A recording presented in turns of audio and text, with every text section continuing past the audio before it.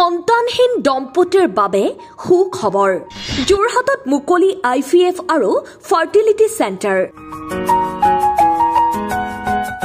দুখীয়া আৰু আৰ্থিকভাৱে দুৰ্বল পৰিয়ালৰ বাবেও থাকিব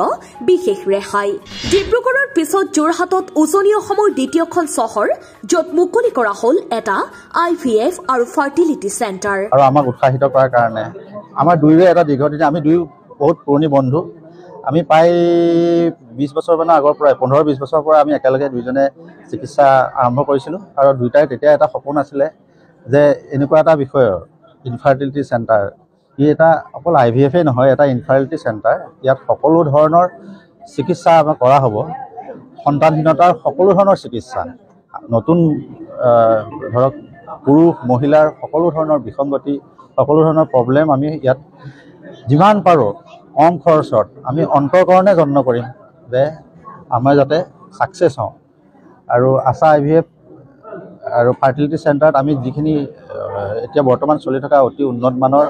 যন্ত্ৰপাতি উন্নতমানৰ লেবৰেটৰী উন্নতমানৰ অতি আমি সকলোখিনি ব্যৱস্থা কৰিছোঁ আৰু আশা কৰিছোঁ আপোনালোকৰ আশীৰ্বাদ বিচাৰিছোঁ যাতে আমি এই ক্ষেত্ৰত সফল হওঁ আমি টকা পইচা ঘটাটো আমাৰ মেইন এম নহয় ৰাইজৰ সেৱাৰ কাৰণে আগবাঢ়িছোঁ কোৱালিটিৰ কম্প্ৰমাইজ নহয় নেশ্যনেল লেভেলত যিটো ইণ্টাৰনেশ্যনেল লেভেলত কোৱালিটি যিটো ষ্টেণ্ডাৰ্ড থাকিব আমাৰ ইয়াতো সেই ষ্টেণ্ডাৰ্ড থাকিব অৱস্থা ভাল নহয় তেখেতসকলৰ কাৰণে আমাৰ ডিছকাউণ্ট থাকিব 100% চেম